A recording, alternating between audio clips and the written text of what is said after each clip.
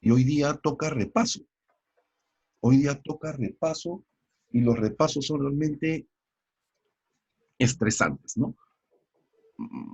Ustedes tienen la práctica y a diferencia de matemática, yo no me voy a poner a hacer la práctica, pues eso no es repasar.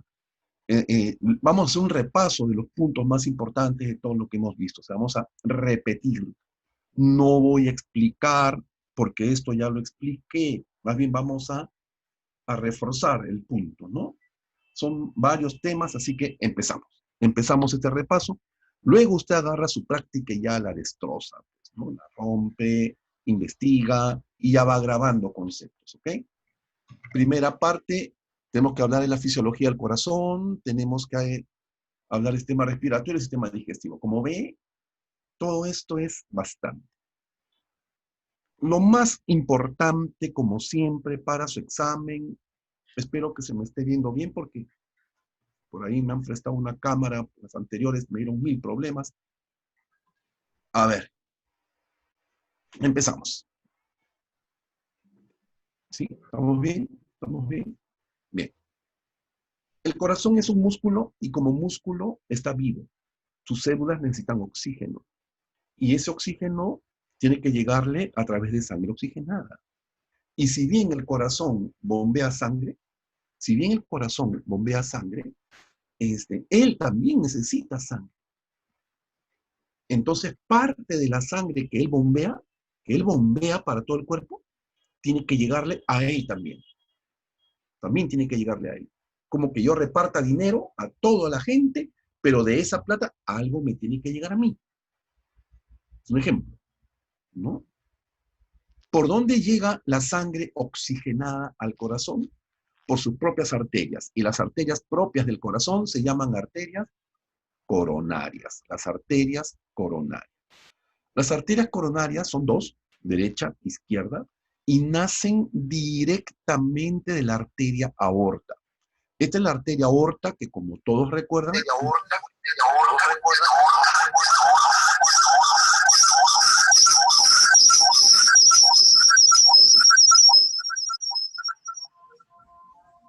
bien, gracias. Apaguen los micrófonos si no se acopla de esa manera, ¿sí? Bajemos el volumen, acoplemos. Si no, se va a acoplar bien feo. Sí, sí, sí. Ahora sí ya está bien, ¿no? No, si prenden el micrófono y suben el volumen, pasa eso. No es aquí, no es aquí. Acá está todo bien. Aquí está todo bien. Correcto. Seguimos entonces. Les decía que la arteria aorta nace directamente en la arteria aorta. Antes que la arteria aorta dispare ramas para todo el cuerpo, primero da a la coronaria derecha y a la coronaria izquierda. Y las arterias coronarias nacen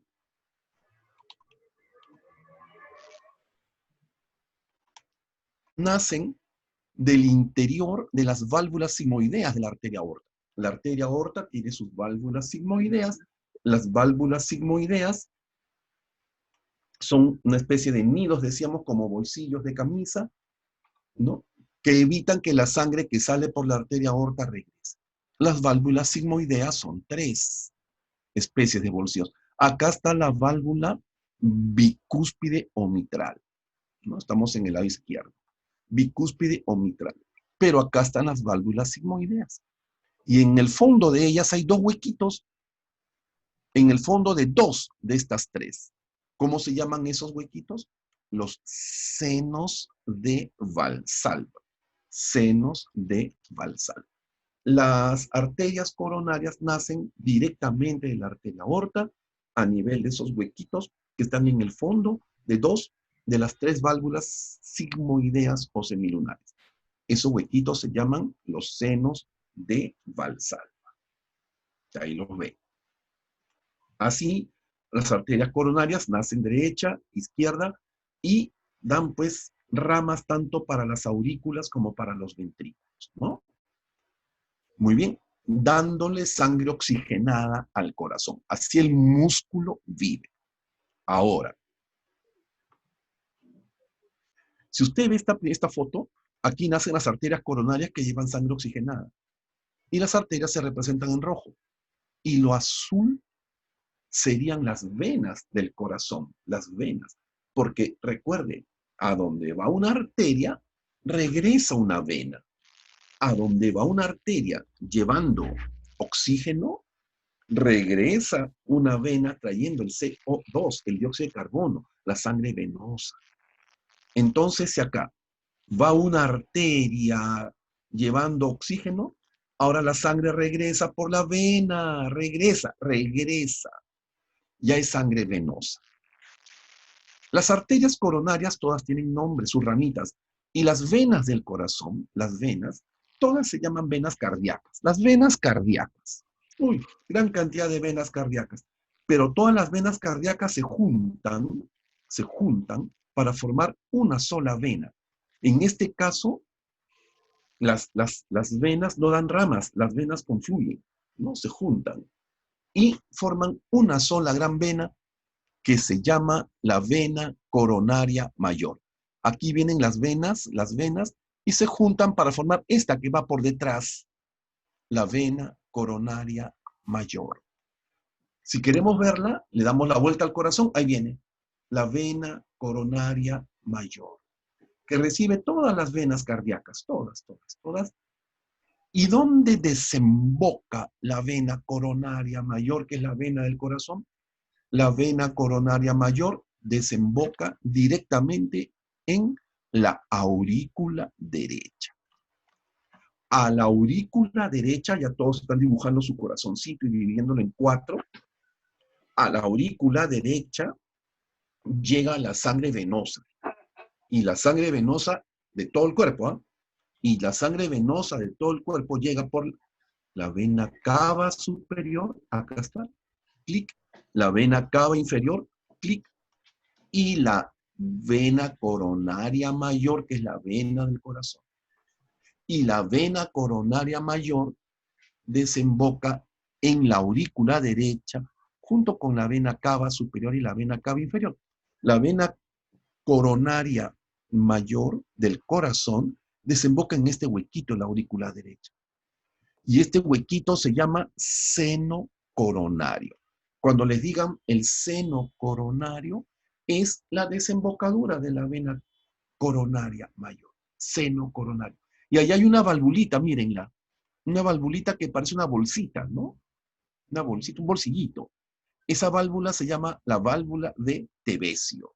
La válvula del seno coronario, válvula de Tevesio. Su función, cerrar ahí para que la sangre no vuelva, ¿no? A retorno. Una vez que entra la sangre venosa, no regresa. Eso es en las válvulas. Válvula del seno coronario, válvula de Tevesio. Y aprovecho, ya que estamos en la aurícula derecha, para recordar que cerquita al seno coronario está la desembocadura de la vena cava inferior. Y la vena cava inferior trae la sangre venosa desde los pies, ¿no? De los miembros inferiores. Al desembocar la vena cava inferior, la sangre, como viene contra la gravedad, viene cansada, viene sin fuerza y tiende a caerse.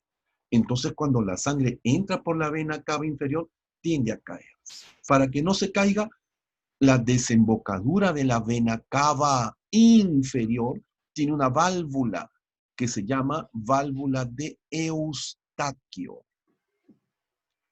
Todos mirando el dibujo. La desembocadura de la vena cava inferior tiene una válvula, válvula de Eustaquio. Y es vecina, que es grande, miren, tremenda válvula desde acá, ¿no? Y es vecina con la válvula de Tevesio, que es la válvula del seno coronario. Eustaquio, cava inferior, Tevesio, seno coronario. Y la vena cava superior, nada, no tiene válvula, pues porque viene de caída, ¿no? Bien, ahora, el corazón es un músculo y como músculo tiene que contraerse. Y para contraerse necesita órdenes. Y las órdenes normalmente las da el sistema nervioso, el cerebro, para que se contraigan los músculos. Pero el corazón no. El corazón no depende del cerebro. El cerebro influye, ¿no? Cuando nos emocionamos se acelera un poquito, ya hablaremos de eso más adelante. influye, pero no manda. No le dice, contráete, contráete. No.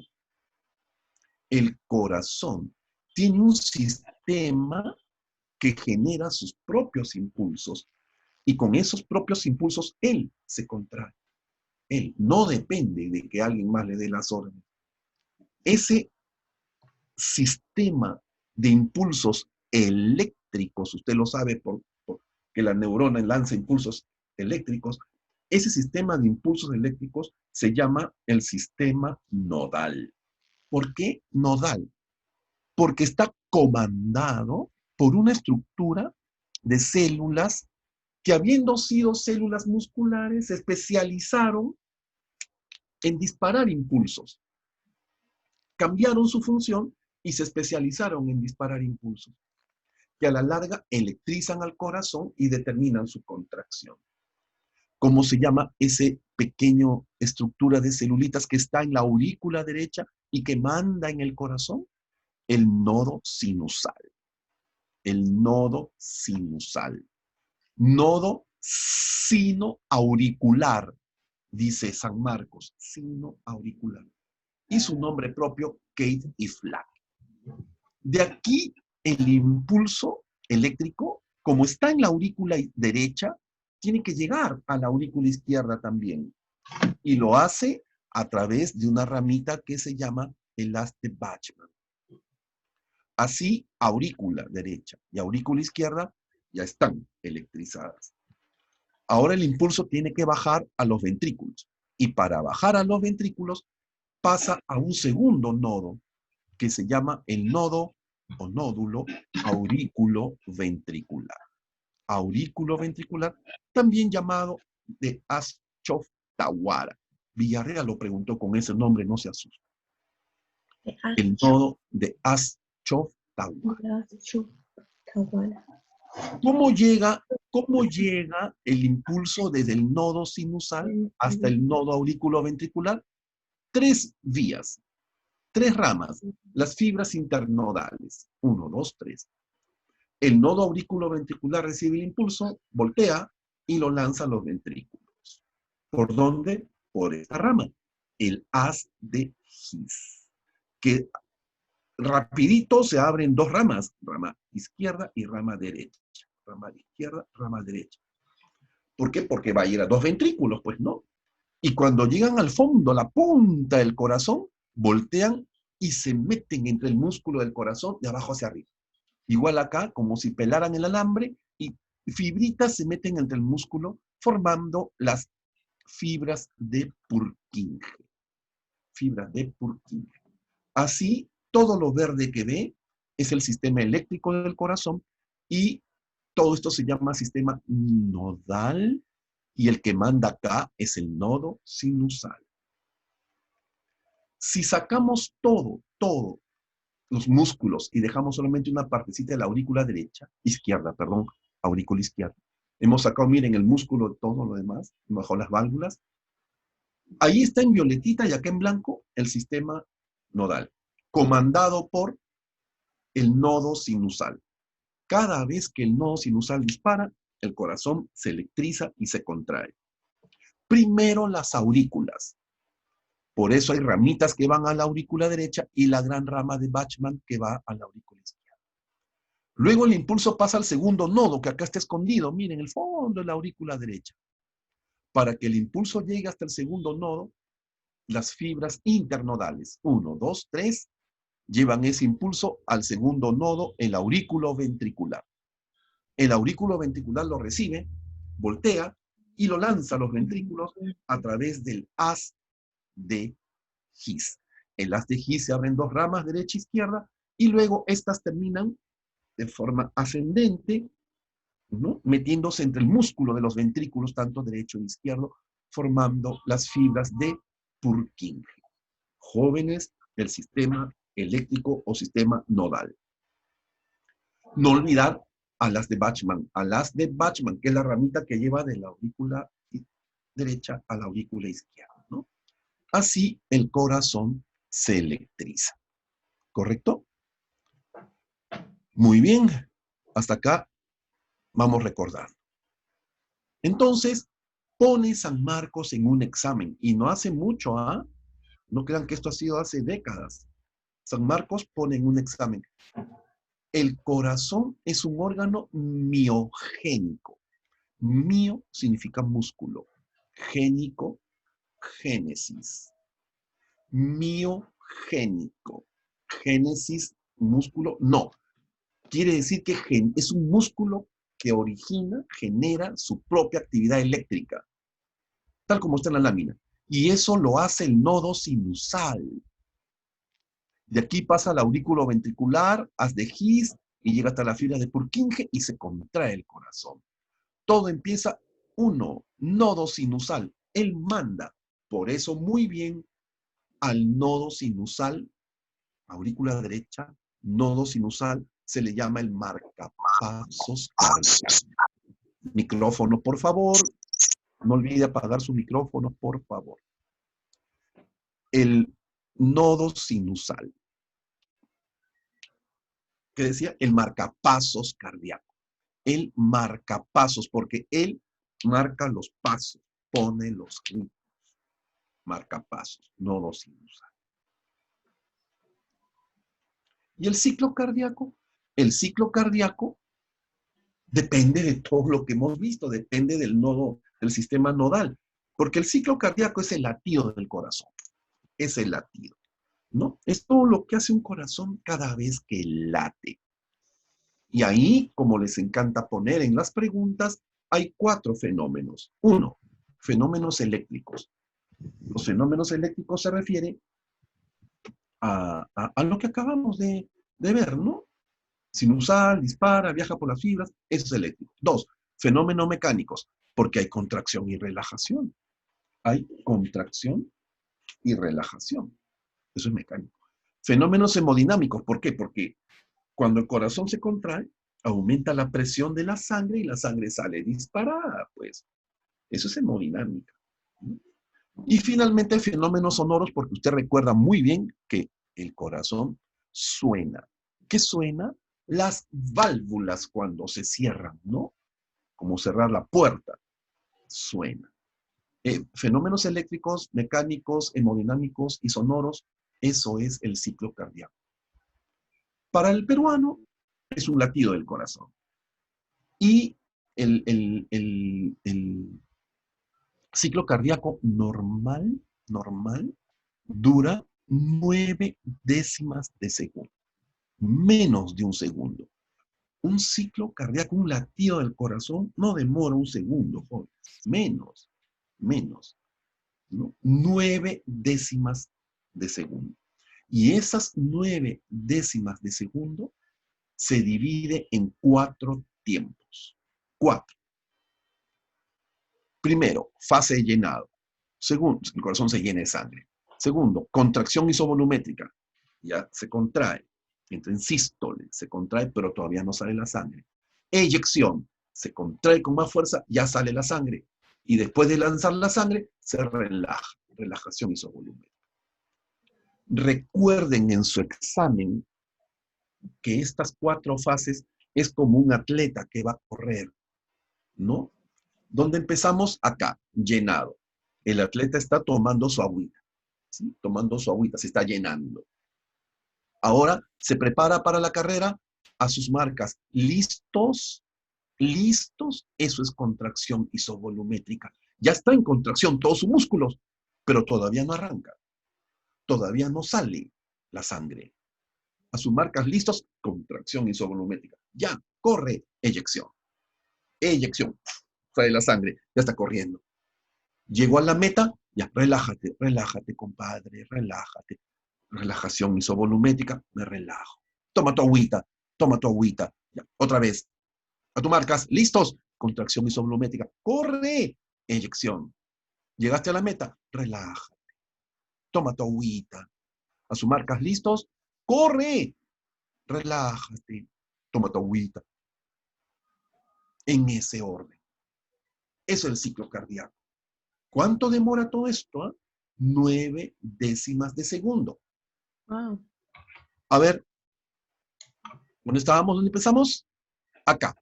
tómate agüita, estoy relajadito, pues no empiezo la carrera, diástole. A eso se llama estar relajado, el corazón está en diástole. Muy bien, prepárate, a tu marcas, listos, contracción isovolumétrica, ya está, sus músculos ya están, ya, para, eso es sístole, ya eso es sístole, ya es contracción, ya es contracción. Eyección, plena sístole. Llegué a la meta, me relajo, diástole. Toma tu agüita, me lleno de sangre. Otra vez, contracción, eyección, relajación isovolumétrica. Así podemos dividir todo esto en dos momentos. Sístole, diástole. Sístole, diástole. Sístole, contracción. Diástole, relajación. Sístole, contracción isovolumétrica y eyección. Diástole, relajación isovolumétrica y llenada. Fase 1, llenado. Usted podría empezar por cualquiera, ¿no? Pero empecemos por llenado. En realidad, como decían mis profesores en la universidad, así se entiende mejor. Llenado. ¿Qué hago primero? Me lleno. ¿De qué? De agua, pues. Perdón, de sangre. Me lleno de sangre. ¿Por dónde? Por las aurículas. Ya, acá todos anatomía. Acá ya dibujó usted su corazón. En el examen usted tiene que dibujar una bolita. Su corazón lo divide en 4. Aurícula derecha, aurícula izquierda. Ventrículo derecho, ventrículo izquierdo. Aurículas, ¿quién llega? ¿Quién llega a aurículas? Derecha, vena cava superior, vena cava inferior. ¿Y quién llega a aurícula izquierda? Las 4 venas pulmonares, porque a las aurículas llegan venas. Lado derecho trayendo sangre venosa, porque el lado derecho solo trabaja con sangre venosa. Lado izquierdo trayendo sangre oxigenada, porque el lado izquierdo solamente trabaja con sangre oxigenada. Por eso acá está en azul, acá está en rojo. ¿No? Me olvido que ahora la cámara está acá. Vamos volteando para acá mejor. Ya. En la fase de llenado se llenan las aurículas, la sangre entra por las venas cavas a la aurícula derecha y por las venas pulmonares a la aurícula izquierda. Y cuando se llenan bastante, la misma sangre al llenarse hace presión y abre la válvula tricúspide, lado derecho, y bicúspide o mitral, lado izquierdo. Se abren las válvulas. Y al abrirse la tricúspide y la bicúspide, la sangre baja fácilmente a los ventrículos. Llenándose, ahí está llenándose. ¿Cómo se llama? Llenado, fase de llenado. Por supuesto que para llenarme tengo que estar relajadito, diástole. Ahora, nodo sinusal ya disparó, ya llegó la corriente y comienza la sístole a sus marcas. Listos, listos. Mire, esas flechitas marcan que ya estoy en listos, ¿no? Pero todavía no sale la sangre. Todavía no arranca la carrera, todavía no sale por la arteria pulmonar y por la arteria aorta. Pero esa contracción hace que la válvula tricúspide y la válvula bicúspide o mitral se cierren. Este es el momento en que la válvula tricúspide, lado derecho, y bicúspide o mitral, lado izquierdo, se cierra. Entonces todavía no sale sangre y ya no entra sangre. No entra, no sale. ¿Cuánto hay de sangre en cada ventrículo? Aproximadamente 120 mililitros de sangre. Aproximadamente. Ningún corazón es exacto, ¿no? Contracción isovolumétrica. ¿Por qué isovolumétrica? Porque se mantiene igual el volumen de sangre. Ni entra ni sale. Eyección. Ya pues, en eyección ya apretó más el corazón, ya apretó más el músculo, tanto que abre las válvulas sigmoideas. Abren las válvulas sigmoideas y la sangre, ahí sale la carrera. A correr, sale la sangre oxigenada por la arteria aorta y la sangre venosa por la arteria pulmonar. A correr, abren las válvulas sigmoideas. Eyección. Plena sístole. Relajación isovolumétrica, ¿qué pasa? Ya pues se acabó la carrera, llego a la meta, me relajo. Y como me relajo, la sangre que salió intenta regresar por la arteria pulmonar y la que salió por la arteria aorta también intenta regresar. En ese intento de regresar, usted sabe, ahí es cuando la sangre se mete en el bolsillo. Ella misma se mete en el bolsillo, se embolsa, se atrapa, entonces las válvulas sigmoideas se cierran y ya no hay regreso de la sangre. Para eso están las válvulas sigmoideas, para que no regrese otra vez. ¿Cierto? Y ahí es el segundo ruido cardíaco también. Relajación isovolumétrica. Ya no sale, pero todavía no entra sangre nueva. Mire, este 50, ¿qué quiere decir? Que después de bombear la sangre, siempre queda, como decimos los peruanos, un conchito de sangre en los ventrículos. Siempre queda un volumen de residuo ahí. Y ese volumen, ese residuo, ese conchito que siempre queda, es aproximadamente 50 mililitros. 50 mililitros, ¿no? Cuando usted le daban su jarabe de amoxicilina con sabor a fresita, recuerda que le daban con una cucharita de plástico.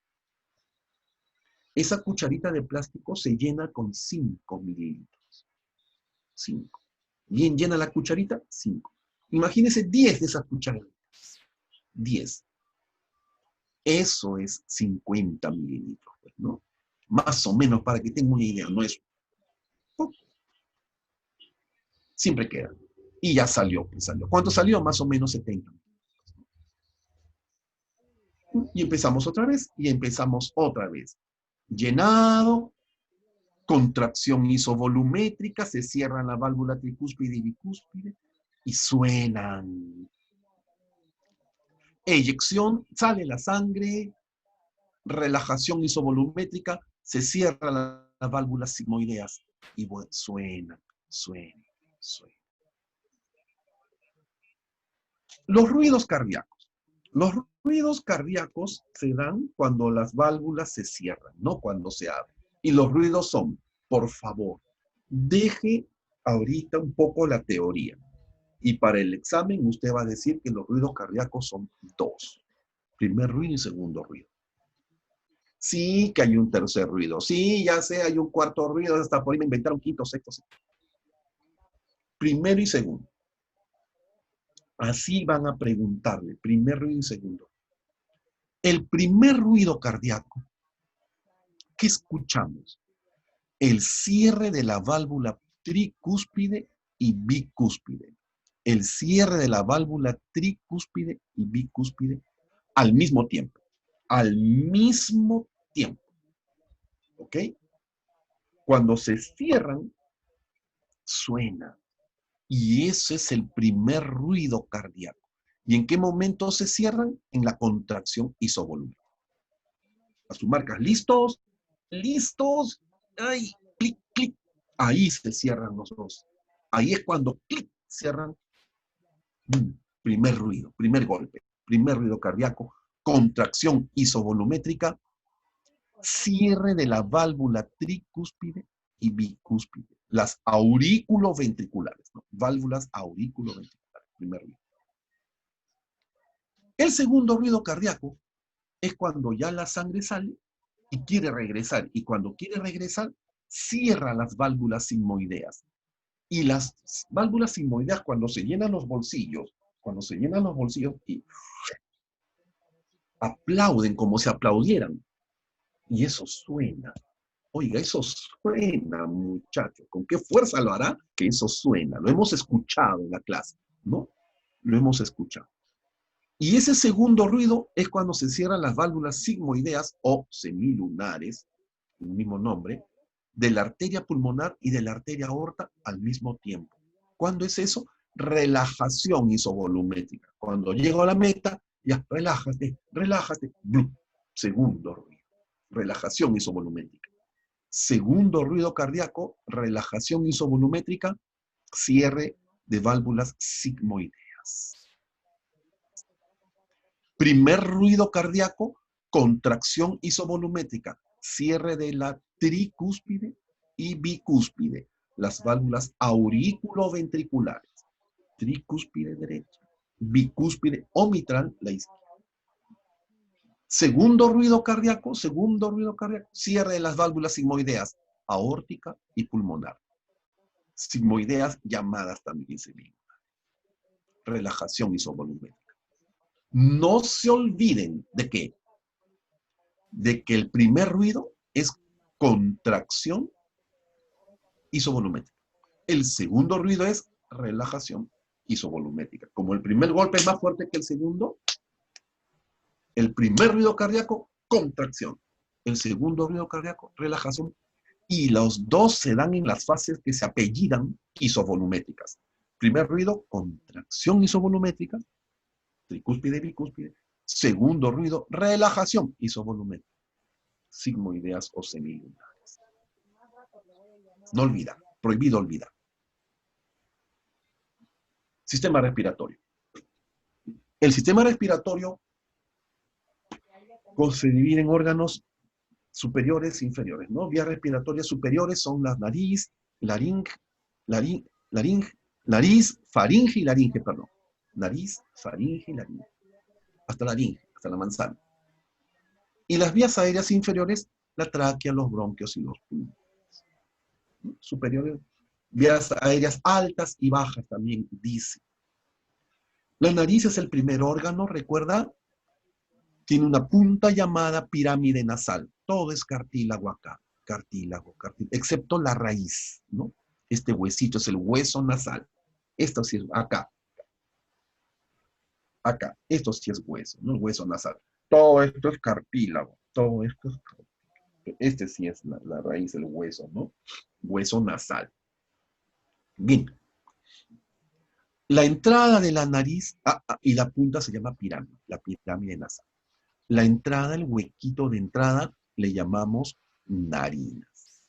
Narinas. Ni bien entra usted ahí su dedo. Ahí. Esa parte es el vestíbulo. El vestíbulo. Esta, acá nomás. ¿Qué hay ahí? Pelos nasales. ¿Cómo se llaman los pelos nasales? Vibrisas. Vibrisas. Función de tener pelos ahí, ¿para qué? Para conformar un filtro y detener impurezas del aire. La idea de tener pelos en la nariz es limpiar el aire, ¿no? Limpiar el aire.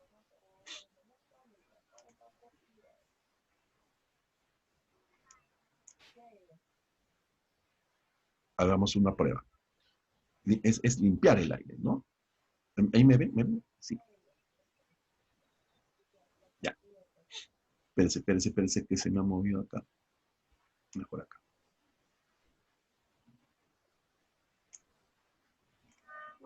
Ya. Ahora, la segunda parte es la fosa nasal. Y en la fosa nasal todo está revestido de mucosa. Y la mucosa es tejido epitelial. La mucosa es tejido epitelial. ¿Sí?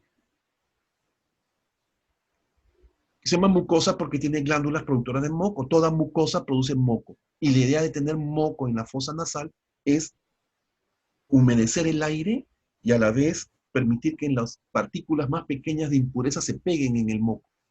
Por eso el moco es pegajoso, dijimos, para que se peguen las impurezas y se empiecen a pegar también los gérmenes, los millones de gérmenes que respiramos, ¿no? Esa es la idea del moco. Ahora, toda la mucosa presenta unos repliegues, 3 repliegues. Se llaman cornetes. Cornete superior, cornete medio, cornete inferior. Y algo que no les dije en clase, si usted agarra el cornete superior, es blandito. ¿Por qué? Porque es pura mucosa, es como agarrar acá. Es pura mucosa. Agarra el cornete medio, es blandito, también como agarrar el ala de la nariz. Pero si agarra el cornete inferior, es duro. Es como agarrarse. Superior, blandito, medio, blandito, y el inferior, este sí es duro. ¿Por qué el cornete inferior es duro? Porque si usted levanta acá la mucosa, aquí hay un hueso. Es el único de los 3 cornetes que tiene ahí un hueso. Y se llama hueso cornete inferior. ¿Cómo se llama el hueso del cornete inferior? Hueso cornete inferior. ¿No hay hueso cornete superior, hueso cornete medio? No, no existen.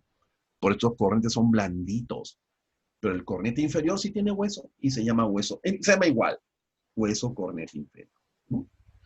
El aire pasa por la nariz, ¿qué hace ahí? Se limpia, se entibia, se calienta con el moco, ¿no? Y se humedece también, se humedece. Esa es la función respiratoria de la nariz. Y no olvide que nuestras fosas nasales están conectadas con unas cavidades que tenemos en alguno de los huesos de mi cráneo y cara.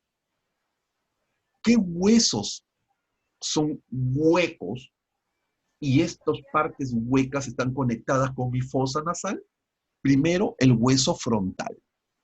El hueso frontal tiene al medio del hueso unos espacios huecos que se llaman senos. Seno, en anatomía seno es hueco. Y como este seno está conectado a mi fosa nasal, mire, mire, mire, mire, mire, mire, mire, mire, ve, llega a la fosa nasal. Como este seno de mi hueso frontal está conectado con la fosa nasal, por eso se llaman senos paranasales. Paranasales. Senos paranasales hay. Uno, hueso frontal. Se llaman senos frontales. Dos, los senos del maxilar superior. Se llaman senos maxilares. Maxilar superior. Y si nos ponemos de perfil, acá está el seno frontal, este hueso es el hueso etmoides, este de acá. Y el hueso etmoides, mire, tiene 1, 2, 3, 4, 5, 6, 7, 8 pequeñas camaritas, senos etmoidales, etmoidales. Y este grande de al fondo es una partecita nada más de un tremendo hueso que se llama esfenoides. Y tiene un seno también que comunica con la fosa. Seno esfenoidal. Entonces, ¿cuántos son los senos paranasales, profe? Seno frontal, seno maxilar, que son 2. Senos etmoidales y seno esfenoidal, 4. Uy, perdón. Función, que cuando respiro, el aire va ahí también. Nah, dice usted, el aire va ahí. ¿A qué? A calentarse más y a humedecerse más. Es una ayuda a la fosa nasal en su función de ayudar a calentar. Dice, lea, pues lea. Ayuda a calentar y a humedecer el aire que respiramos. ¿Sí? Lo malo es cuando se mete una bacteria acá, o un virus y infecta los senos. Cuando los senos se infectan, sinusitis.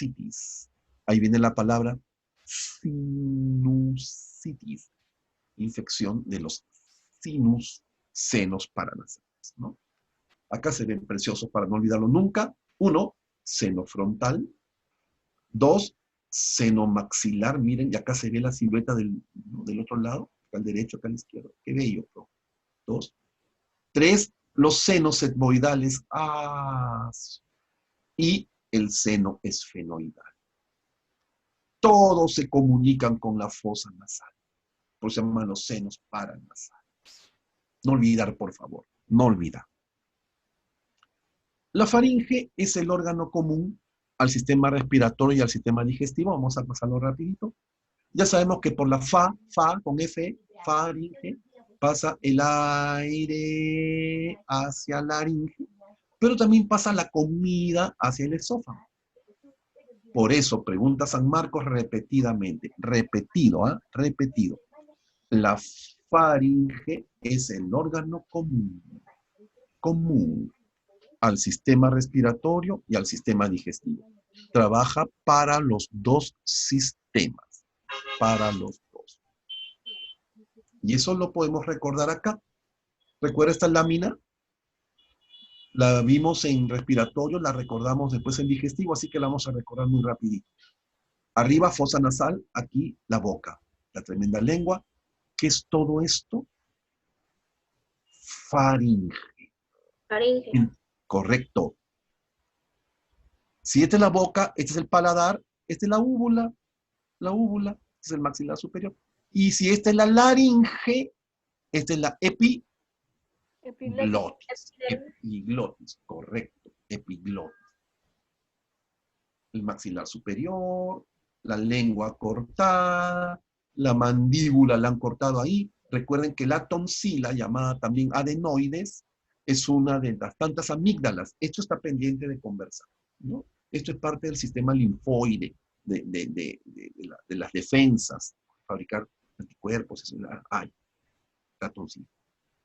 La muy amigable y útil úvula, la campanita.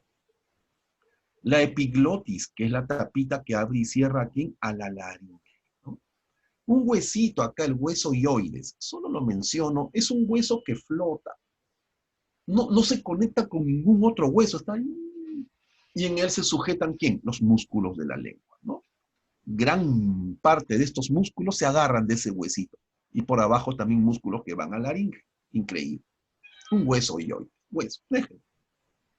Mi laringe con sus cuerdas vocales dentro, la tráquea, que es vía respiratoria, y el esófago. ¿Qué ocurría al comer? Lo recuerdo ahorita y ya no lo recuerdo en el sistema digestivo. Ya no, hacemos un repaso general. Al comer, el alimento entra por la boca, lo mastico, formo el bolo alimenticio y con la lengua lo impulso hacia atrás para la deglución. Pego la lengua contra el paladar y el alimento lo lanzo. ¿A dónde? A faringe. Faringe. Y cuando el alimento pasa a faringe, la úvula, que tiene músculo, miren, la úvula al corte nos demuestra su músculo. Y con ese músculo, ¿qué hace la úvula? Se levanta y tapa a la faringe para que la comida no se venga a la nariz. Pregunta repetida de San Marcos. La úvula se levanta y tapa a la faringe. Entonces el alimento baja por la faringe. Ahora el alimento tiene que escoger. O va a la laringe hacia adelante o va al esófago hacia atrás. Usted ya recordó que si el alimento se viene hacia adelante a las vías aéreas, me atoro. Y no solamente me atoro, hasta me puedo asfixiar y atragantar y hasta me muero. Entonces, para que eso no ocurra, la epiglotis baja.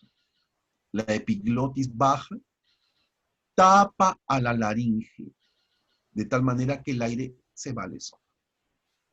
Aquí en el momento de la deglución, ¿qué cambios se dan? Que la úvula sube y la epiglotis baja. La úvula sube a tapar a faringe, la epiglotis baja a tapar a laringe. Pregunta repetida, San Marcos. Y al respirar este aire azul, la úvula vuelve a su sitio, baja, la epiglotis vuelve a levantar, para eso también tiene músculo, claro que hay musculitos acá, por supuesto, y la epiglotis es bien elástica, ¿no? Entonces levanta la epiglotis, baja la úvula, y la faringe queda libre para el aire. Miren, viene feliz por la faringe el aire, epiglotis levantó, así que el aire se va a la laringe y de aquí a la tráquea, y fin. Pregunta, ¿dónde es que alimento y aire se llegan a encontrar y a cruzar? En faringe.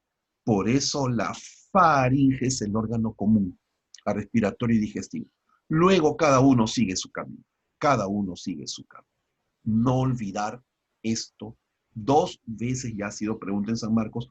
Puede venir la tercera vez. La laringe es un órgano ya respiratorio netamente, en cuyo interior están las cuerdas vocales. Y la laringe se caracteriza porque tiene una armadura hecha de cartílagos. Son 9 piezas. Es un rompecabezas de 9 piezas. 9. Los cartílagos más grandes son, acá como molesta, ¿quién es este? El hueso hioide. Está delante de la laringe. Si yo quito este hueso, vería este cartílago, el famoso epiglotis, la tapita. Luego viene este cartílago enorme. Estamos viendo la laringe de frente. Y este cartílago tan grande tiene este bulto, y ese bulto es la manzana, muchachos. Cuando usted toca su manzana y agarra toda la manzana, está agarrando todo ese cartílago. Se llama cartílago tiroides. Tiroides, acá todo está en portugués, ¿no? Cartílago tiroides. Y más abajito viene un cartílago que tiene forma de anillo, el cartílago cricoides. Epiglotis, tiroides, el cartílago más grande, no confundir con glándula tiroides, eso es otra cosa. Glándula tiroides es otra cosa. Y cricoides. ¿Qué tiene al corte? Al corte veo al cartílago epiglotis, todo esto es la laringe, ¿no es cierto? Acá está el cricoides, ¿sí? Este es el gran cartílago tiroides hacia adelante. Acá está la tráquea. ¿Qué hay dentro de la laringe? Dos repliegues llamadas las cuerdas vocales, que son en total 4. 2 cuerdas vocales superiores y 2 cuerdas vocales inferiores. Las cuerdas vocales superiores son delgaditas, en cambio las cuerdas vocales inferiores son gruesas. ¿Por qué? Porque estas inferiores tienen músculo, lo que no tienen las superiores. Y como las inferiores sí tienen músculo, y es músculo voluntario, ¿qué quiere decir eso? Me obedece. Yo muevo el músculo de la cuerda vocal inferior cuando yo quiero y como yo quiero. Profe, ¿y cuándo lo mueve? Al hablar. Al hablar, yo hago vibrar a este músculo, hago vibrar a esta cuerda vocal inferior, y la vibración de la cuerda vocal inferior es una velocidad tal que produce un ruido, el ruido humano, y el ruido humano se llama voz. La voz procede de la laringe, de la vibración de las cuerdas vocales inferiores. ¿Por qué vibran? Porque tienen músculo. Y las superiores, como dicen ustedes, muchachos, con las superiores no pasa nada. No pasa nada. Si no tienen músculo, están ahí, no, adorno, adorno. Por eso a las inferiores, que sí emiten la voz, le llaman las cuerdas vocales verdaderas. Y a las superiores las cuerdas vocales falsas. ¿Sí? Acá las veo en dibujo, pero acá las vemos en real. Metí una camarita, vemos la entrada de la laringe, acá veo la puntita del epiglotis, por acá está tapada, y las cuerdas vocales, ¿no?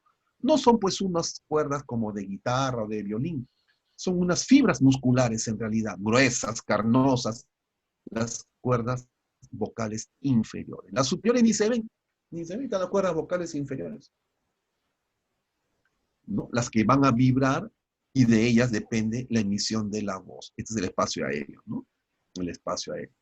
Si usted busca, pero no se me distraiga, en YouTube, hay videos de observación de cuerdas vocales en el momento que la persona habla o canta. Entonces, en ese momento, y le han metido la camarita y se ven cómo abren y cierran y vibran las cuerdas. Búsquelo, sin perder tiempo, sin distraerse en otras cosas. De la laringe sigue la tráquea. La tráquea formada por anillos incompletos, ¿no? En realidad es un anillo en forma de una herradura. Está abierto atrás. Todo hecho de cartílago. Todo hecho de cartílago. Y la parte posterior está cerrada por músculo. Porque si no se saldría el aire, ¿no? Se saldría el aire. Músculo. ¿Cuántos anillos de cartílago tiene la tráquea? Depende. Puede ser 15, 16, 17, 18 anillos. De 15 a 18 anillos. El primer anillo de la tráquea se conecta con la laringe, ¿no? Con el cartílago cricoides de la laringe. Y el último anillo de la tráquea se bifurca. Se bifurca para dar origen a 2 tubos que también están hechos de anillos de cartílago, los bronquios. Los bronquios. Los bronquios siguen inmediatamente de la tráquea. ¿Sí? Los bronquios se originan del último anillo de la tráquea. Anillo tráquea, anillo de cartílago, anillos de cartílago de la tráquea. Acá dice que la distancia de la tráquea más o menos 10 centímetros, ¿no?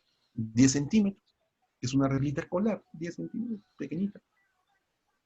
Y termina en el último anillo. Y el último anillo de la tráquea, el último anillo, se abre en dos. Se bifurca para dar origen a los bronquios. El punto de bifurcación del último anillo, donde se bifurca la tráquea, se llama carina traqueal. Carina. La carina es el punto donde la tráquea se bifurca y da origen a los bronquios. Los bronquios también están hechos de anillos de cartílago. Y los bronquios son dos, derecho e izquierdo. ¿Cuál es más largo? Siempre el izquierdo. Siempre. ¿No son iguales? No. El bronquio izquierdo es más largo. ¿Por qué? ¿Por qué? El corazón, pues. El corazón se inclina a la izquierda. El pulmón izquierdo está más arrimado. Por eso este bronquio tiene que ser más largo. Miren, 5 centímetros contra 2 centímetros del bronquio derecho. Y los bronquios entran a los pulmones y dan ramas, una cantidad de ramas increíble. Bronquios primarios, bronquios secundarios, todos con su cartílago, miren, anillos de cartílago, anillos de cartílago. La idea de que tráquea y bronquios tengan anillas de cartílagos es que no se cierren, porque si se cierran, me asfixio, pues. ¿No? Para eso tienen anillos de cartílago, para que no se cierren.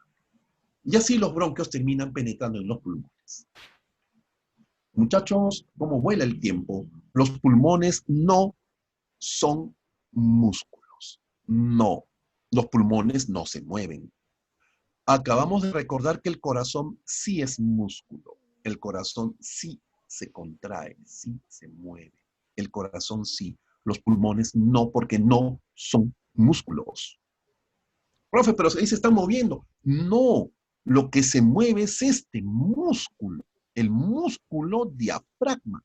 Y cada vez que el diafragma se mueve, lo estira y lo empuja al pulmón. Lo estira y lo empuja. El diafragma, usted respira con el músculo diafragma. Él es el principal músculo jalador, movedor de los pulmones, porque los pulmones no son tejido muscular. No se mueven ellos, hay que jalarlos. ¿Quién lo hace? El músculo diafragma.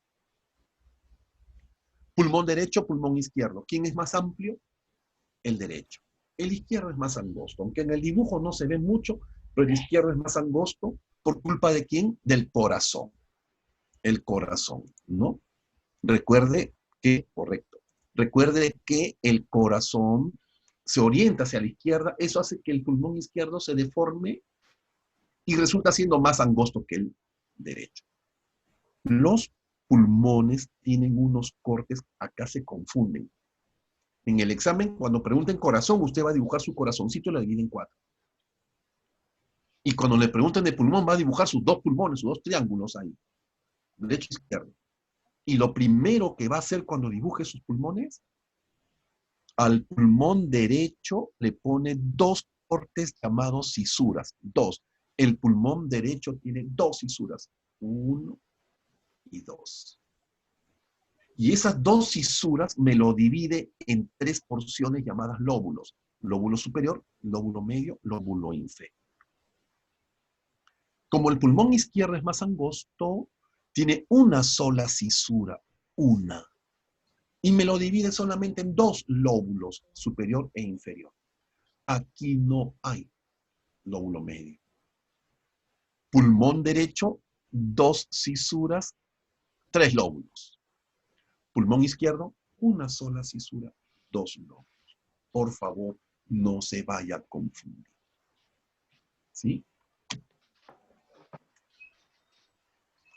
Cada pulmón tiene unas membranas que lo protegen, las pleuras.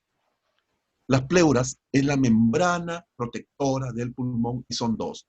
Una externa llamada pleura parietal, en relación con las costillas, y una interna llamada pleura visceral, en relación, sí, con el pulmón.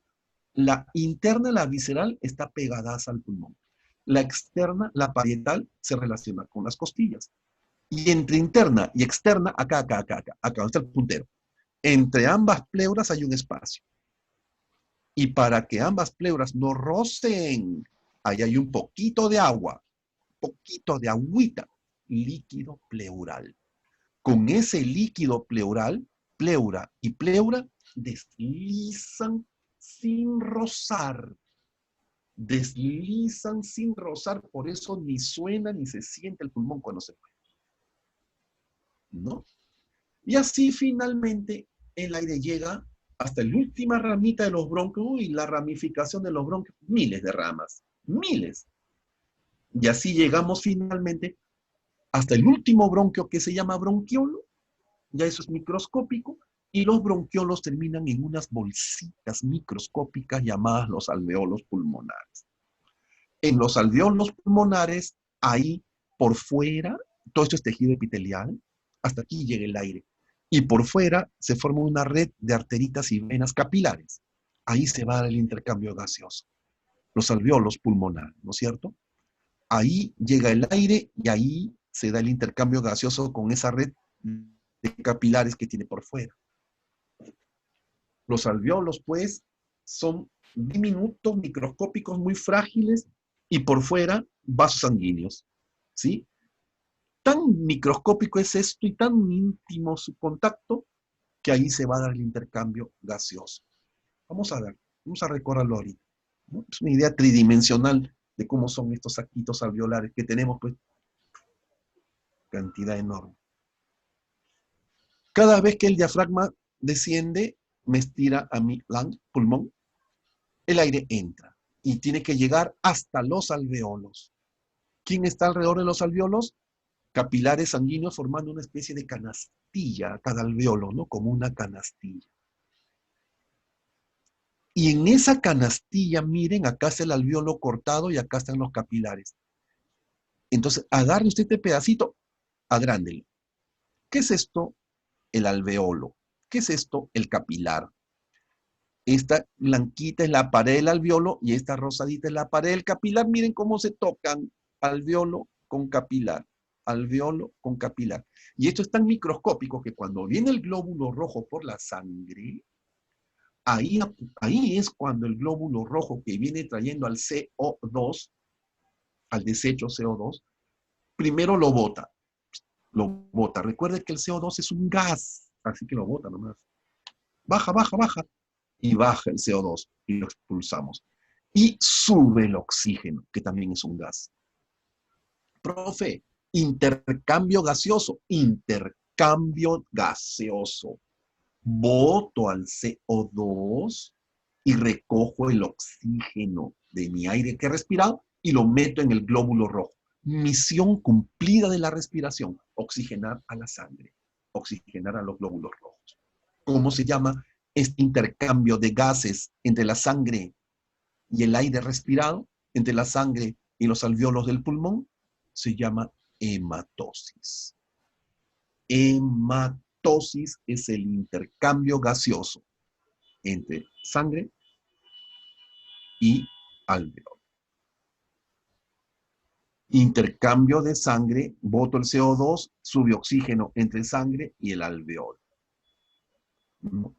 Viene el glóbulo rojo cargado de CO2, llega a los alveolos y lo primero que hace es botar el CO2. Bota, bota, bota, comienza a entrar oxígeno. Bota CO2, entra oxígeno. Y miren, hasta el color le cambia al glóbulo rojo. Hasta el color. Todos en coro. ¿Quién trae al CO2? Y finalmente, ¿quién se lleva el oxígeno en el glóbulo rojo? En el glóbulo rojo. ¿Quién es el que traía el CO2? ¿Y quién es el que ahora recoge al oxígeno y se lo lleva? La hemoglobina. La hemoglobina. Perfecto. Perfecto. La hemoglobina. El glóbulo rojo sin hemoglobina, inútil. Pero con su hemoglobina sale bien cargadito de oxígeno. Bien. A ver.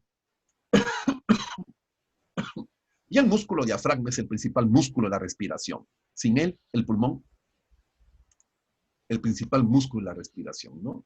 Hermoso, bello, parece un parapente, cómo se conecta con las costillas, llega a conectarse atrás con mis vértebras, de adelante toca la puntita del esternón. Está bien conectado, es una cúpula, miren cómo se mueve, qué hermoso. hermoso realmente, ¿no?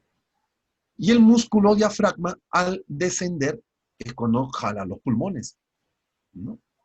Pero usted ve acá cómo se expanden las costillas. ¿Qué, profe? Las costillas se mueven. Miren cómo se expanden. Cómo se expande el tórax. ¿Quién ayuda a expandir al tórax? Músculos accesorios. Para eso tenemos unos musculitos entre las costillas. Se llaman intercostales, que son los intercostales internos y los intercostales externos. Cuando se contraen ellos, las costillas hacen esto. Sí, profe, ¿quién más ayuda? Por arriba, en las primeras costillas, las primeras 3 costillas, me ayudan unos músculos llamados escalenos. Escalenos, ¿no? Como escalera, ¿ve? Como escalera. Y un poquito jalando a la primera costilla y al esternón y a la clavícula, el famoso esternocleidomastoideo. Y por abajo, aunque usted no lo crea, ayudan los abdominales, sobre todo al botar el aire. Pero de todos estos, los intercostales. Cuando todos trabajan en equipo, ¡qué belleza! El diafragma y los intercostales acá en rojito y verde hacen ese movimiento, el movimiento respiratorio. Y al pulmón no le queda más que expandirse y cerrarse, expandirse y cerrarse. Y ahí es cuando usted respira como está respirando ahorita. El principal músculo de la respiración, el diafragma. El diafragma. ¿Vamos? ¿Quién ayuda bastante? Los intercostales. Los intercostales. Y ahora, una maratón, 12 minutos. El sistema digestivo está formado por el tubo digestivo y las glándulas sanguíneas. El tubo digestivo, boca, faringe, esófago, estómago, intestino delgado, intestino grueso, recto, A. Glándulas anexas, salivales, hígado, páncreas, que lo acabamos de conversar, usted es experto en esto, experto. En la boca, el paladar, recuerde, paladar duro, paladar blando, ¿no? ¿Dónde termina? Esta es la famosa úvula. Y recuerde que el huequito final de la boca es el istmo de las fauces. Istmo de las fauces. Villarreal pregunta, ¿este agujero por donde el bolo alimenticio sale de la boca para entrar en la faringe? No se llama garganta, se llama istmo de las fauces. Esto. Istmo de las fauces. Ahí de arriba la úvula. Paladar duro. ¿Quién forma el paladar duro? Huesos. ¿Qué huesos? El maxilar superior. Pues, profe, el maxilar superior es un hueso maravilloso y llega hasta acá, ¿no? Acá, miren, tremendo huesazo. Y encima forma el paladar. Pero en la parte más profunda del paladar, antes de llegar a la campanita, hay 2 huesos más. Los palatinos, no se olvide de esto. Los palatinos son huesitos que forman la parte más profunda del paladar. Adelante el maxilar superior. Y más atrás los palatinos, ¿no? La faringe, no voy a repetir. Acabamos de hablar de la faringe. Se divide en nasofaringe, llamada también rinofaringe, la parte azul de la nariz. Orofaringe o bucofaringe, la parte que recibe el bolo alimenticio. Y laringofaringe, llamada también por San Marcos hipofaringe, que significa abajo. Aquí ya cuando la comida pues, se va al esófago, pero para eso la epiglotis baja, ¿no? De sus musculitos baja. ¿De quién se agarran los musculitos? Del hueso hioides, el famoso hueso hioides. Interesante la anatomía, no me va a decir que no hoy. ¿Cómo no va a ser interesante y bonito? El esófago es un tubo de paredes musculares que recoge el bolo alimenticio, y lo conduce hasta el estómago, ¿no? Para eso el esófago tiene que atravesar al músculo diafragma, porque el estómago está debajo. Acá abajo, ¿quién está encima del diafragma? Está los pulmones, el corazón, ¿no? Pulmones, corazón, eso es tórax. Lo que está encima del diafragma es tórax. Lo que está debajo es abdomen. Entonces, el esófago tiene que atravesar al músculo diafragma. ¿Por dónde? Por un ojal que forma, este es el diafragma, ¿recuerda? Este es el diafragma visto en una persona que le hemos sacado, bueno, que se le ha retirado todo el abdomen, toda la cavidad abdominal, y vemos en el diafragma el agujero de la vena cava inferior. Por acá pasa la vena cava inferior, camino al corazón. El agujero de la arteria aorta, obvio, tiene que haber un hueco para la arteria aorta. Y este ojal es para el esófago. Por acá pasa el esófago hacia el abdomen, hiato esofágico. Hiato esofágico se llama el orificio por donde pasa el esófago. Y se encuentra con el estómago. Y nadie se olvida que el estómago es un órgano de paredes musculares, acá se produce el jugo gástrico, ¿no? El esófago se conecta con el estómago en un punto donde hay un esfínter que llamamos cardias. El esófago donde se conecta con el estómago, el cardias. Acá se forma el quimo con el jugo gástrico y sale al duodeno. Y cuando el estómago sale para conectarse con el duodeno, otro esfínter, su nombre, píloro. Usted se puede olvidar de toda esta clase. Se puede olvidar de todo el curso del grupo San Marcos, olvídese. Pero nunca de cardias y píloro. El estómago comienza en el esfínter cardias, el estómago termina en el esfínter píloro. ¿Quién conecta al esófago con el estómago? El cardias. ¿Quién conecta al estómago con el duodeno? Píloro.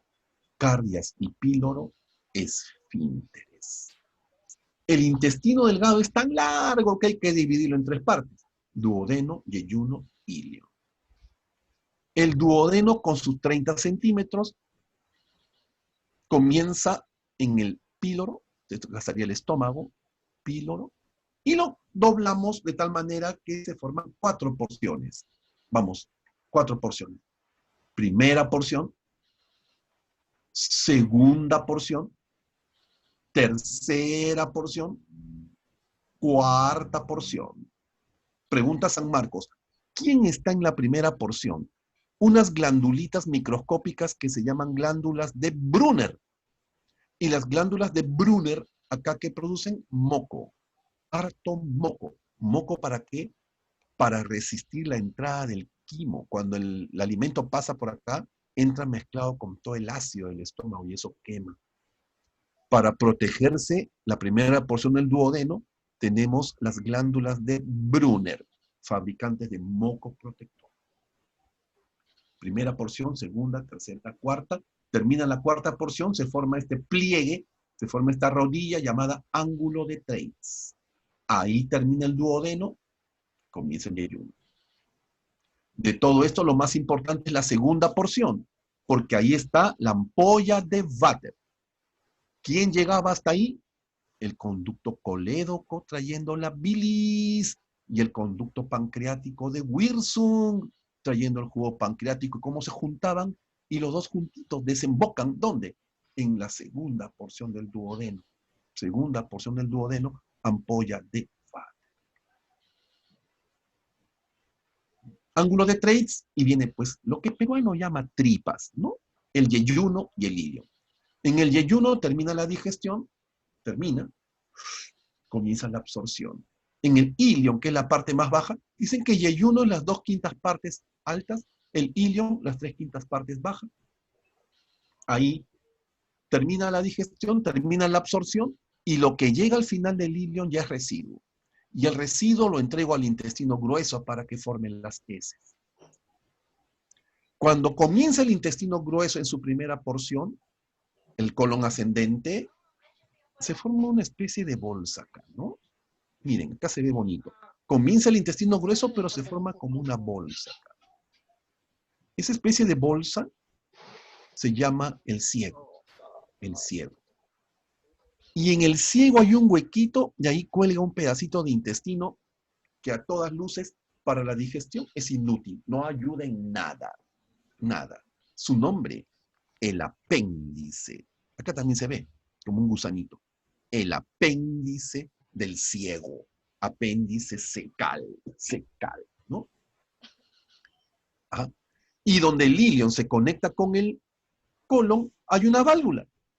La válvula iliocecal. Acá se ve hermosa, ¿no? Termina el ilion, conecta con el colon y como la primera parte se llama ciego, esta válvula comunica el ilio con el ciego. Válvula iliocecal. Válvula iliocecal. El colon con sus 4 porciones: ascendente, transverso, descendente, sigmoides. Y afuera, unas cintas musculares. Recuerde que estas cintas de acá es músculo longitudinal, músculo que está a lo largo del colon, por fuera, se ve encima, se ve las bandas musculares. Son 3 y se llaman tenia coli. La tenia coli no son lombrices, son bandas musculares externas longitudinales y son 3, acá representadas en colores, ¿no? Miren qué bello el ilion, que arranca el colon ascendente, ciego, el apéndice, la válvula iliocecal. ¡Qué belleza! Por acá entra todo el residuo y agua. Al colon entra el residuo y el agua porque el colon absorbe el agua.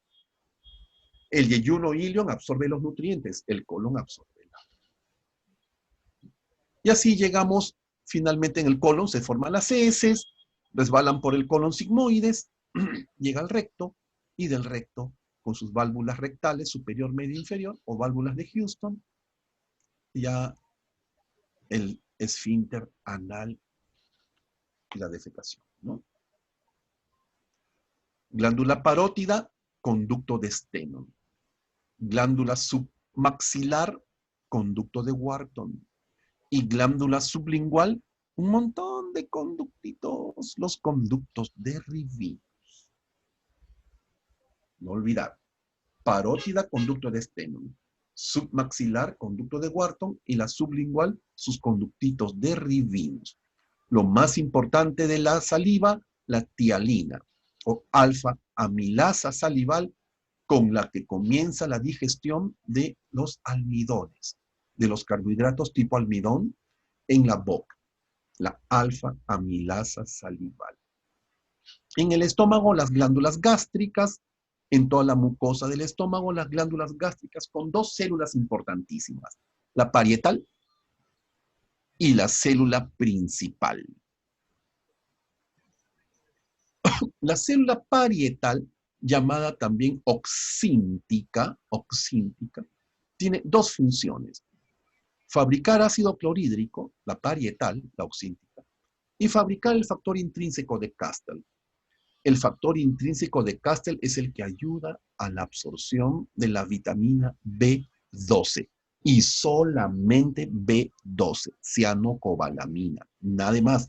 Todas las vitaminas pasan solas, pero el factor intrínseco de Castell, fabricado por la célula parietal de mis glándulas del estómago, ayudan necesariamente para la absorción intestinal de la vitamina B12. Y la célula principal, llamada simógena, fabrica pepsinógeno. Y el pepsinógeno es una sustancia inactiva. ¿Se acuerdan que tiene un candado? Si le quitamos el candado, se activa. ¿Quién le quita el candado al pepsinógeno? El mismo ácido clorhídrico del estómago, el que fabrica la otra célula, la parietal. Y el ácido clorhídrico le quita el candado, miren, le quitó el candado, y así el pepsinógeno se convierte en pepsina. Y la pepsina, digestión de las proteínas.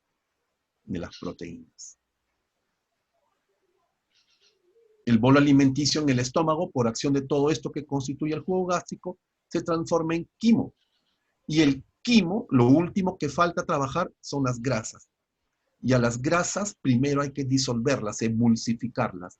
¿Quién las disuelve? La bilis. ¿Quién fabrica la bilis? El hígado. La bilis con sus ácidos biliares son los responsables de disolver las grasas. Pero usted no dice disolver, dice emulsificar. La bilis emulsifica las grasas. Y la bilis sale del hígado por el conducto hepático derecho, conducto hepático izquierdo, que se juntan en el conducto hepático común. Del hepático común nace el conducto cístico, que lleva la bilis a guardar a la vesícula biliar. La vesícula no es más que una guardadora de bilis. ¿Hasta cuándo? Hasta que comemos grasa. Comemos grasa, sale la bilis de la vesícula por el conducto cístico, que se vuelve a encontrar con el hepático común, se saludan y forman el colédoco, pregunta de San Marcos 2 veces. Ahí nace el conducto colédoco que trae la bilis ¿hasta dónde? Hasta la ampolla de váter, segunda porción del duodeno. Ahí también llega el conducto pancreático de Wilson. El páncreas, con sus porciones anatómicas, cabeza, cuello, cuerpo, cola y el proceso uncinado. El páncreas tiene unos nidos de células llamados los acinos pancreáticos. Ahí fabrica el jugo pancreático, que tiene enzimas para todo. Tiene proteasas, tiene la alfa-milasa pancreática para ayudar a la de la saliva, y tiene a la lipasa pancreática. Esta es la más importante. La lipasa pancreática es la enzima del jugo pancreático que hace la digestión de las grasas. Pero las grasas primero las disuelve la bilis. Y después que la bilis las disuelve, las emulsifica, viene lipasa pancreática y ¡zas!, las digiere. Así trabajan los dos, bilis y lipasa del páncreas. Y el jugo del páncreas sale por el conducto pancreático de Wilson, que se encuentra con el colédoco y desembocan juntas en la segunda porción del duodeno, la ampolla de váter, esfínter de Oort. Hay un esfínter ahí, el esfínter de Oort. Listo. Ese es nuestro recuerdo, muchachos, todo lo que hemos visto hasta el momento. Espero que un poquito a la carrera, la parte final, pero está fresco, pues, ¿no? Eso que le digo es lo más importante. Muy bien. Disculpe, le he quitado 3 minutos de su descanso. Yo les agradezco mucho su atención. Ahora a resolver la práctica, ¿ya? Yo los dejo con su anfitrión, con su tutor. Nos vemos la próxima semana.